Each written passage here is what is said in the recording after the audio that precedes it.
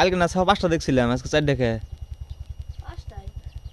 ও একটা আবার কোন থেকে উড়াল দিলো। আসসালামু আলাইকুম, আশা করি সবাই ভালো আছেন। দেখেন 19টা ছাউ বহানির পর এই পর্যন্ত মাত্র 5টা টিকছে। একটা দুইটা করে মুড়তে একটা চিলি নেয়, একটা খাটাসি নেয়, একটা হিয়ালে নেয়, একটা এমনি মরে, একটা চিগাই মারে। হ্যাঁ, এমনি করতে অলরেডি বর্তমান 5টা টিকছে। দেখি আর কয়টা টিকে। আর এই বছর যদি খালি যদি না বেচতাম, মোটামুটি 50 মণ পাট পাইছিলাম এই বছর। 50 মণ পাট মোটামুটি ধরেন 10,000 করে হইলে 5 লাখ টাকা পাইতাম। আর এখানে পাইছি মাত্র 50 মণে মাত্র হায়েস্ট 1,60,000 টাকা পাইছি। তার মানে ইয়ার নাম কপাল বলতে কি, তার মানে যখন পাট বেচলাম তখন ভাবলাম পাটের দাম হবো না। পাটের দাম না হতে 3300-3400 টাকা করে 3500 টাকা করে পাট, সমস্ত পাট বাড়িতে থেকে খালি করে হালাইলাম। সব এমনি ইয়ার থেকে ফার্স্ট ক্লাস আসাল, এটা তো অল্প খারাপ দিকে, পরে বাড়িতে দড়ি বাগ দেওয়ার জন্য রেখে দিছি। মোটামুটি ইয়ার থেকে ভালো পাট আমাদের ঘরে আসাল। বর্তমানে এরকম আফসোস, আর আফসোস বলতে কিছুই নাই। যা মা পাইছে আল্লাহ কপালে তা তো পাইছি। তথাপি তো এখন অল্প একটা ধাক্কা লাগে আর কি, যে পাট কটা যদি থাকতো এখন অল্প বেশি টাকা পাইতাম।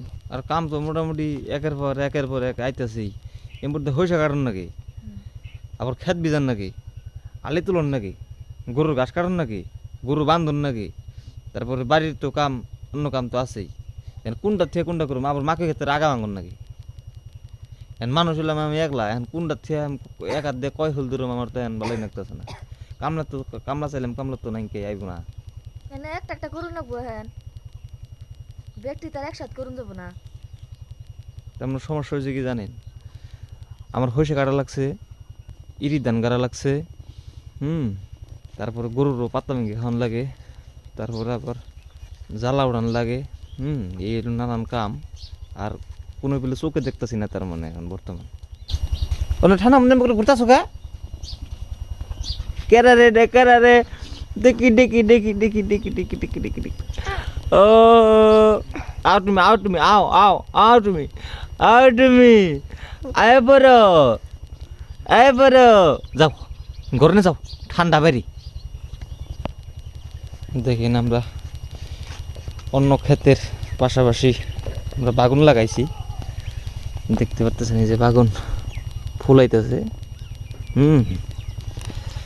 দেড় বিশার রিং করে দিছি। আবার এই যে ভেন্ডি কিন্তু তো এরকম বাড়তেছে না। ভেন্ডি কিন্তু মোটামুটি তো যে আজকে 15-20 দিন হয়ে যায় বুনছি, এই ছোটো রয়েছে। একবার দিয়ে দিলাম ওষুধ, 20 স্প্রে করে দিছি। আর এই যে আমাদের ধান দেখেন, ধান হচ্ছে কালকে বুনছি, কালকে বিকেলবেলা হচ্ছে বুনছি।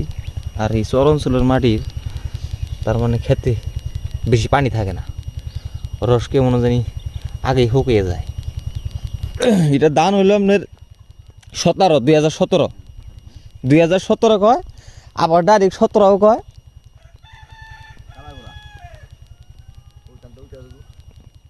ই হয়েছে ধান তার মানে না আগে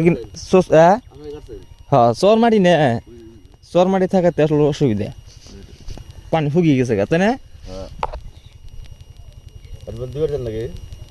দিয়ে থাকো না পানি, সোলার আছে লাল দিয়ে থাকো সারাদিন ঘুরে। না খালি ওইটি বুনবো, ওই যে ওই কোটা বুনবো আর ওই কোটে বুনবো, আর ওই দুপুর কোটায় পাট বুনবো বসে রাখলে মধ্যে চিগুন করে। হ্যাঁ পাট টাগর করে বুনবো।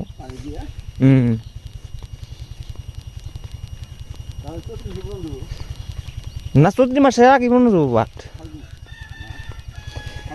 মাক এটা ফাল্গুন মাস পড়লো না, পর নাই না, ফাল্গুন মাসের শেষ ফাল্গুন মাসের শেষ বুনে নেবো।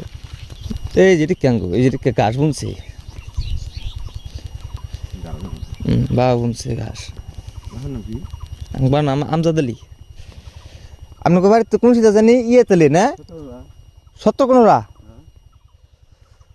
ধইনা এবছর গুড়ি লাগাইব।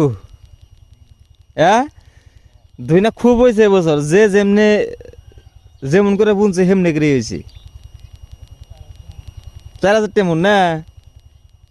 তো ধন্যবাদ যারা কষ্ট করে এই ভিডিওটা দেখলেন।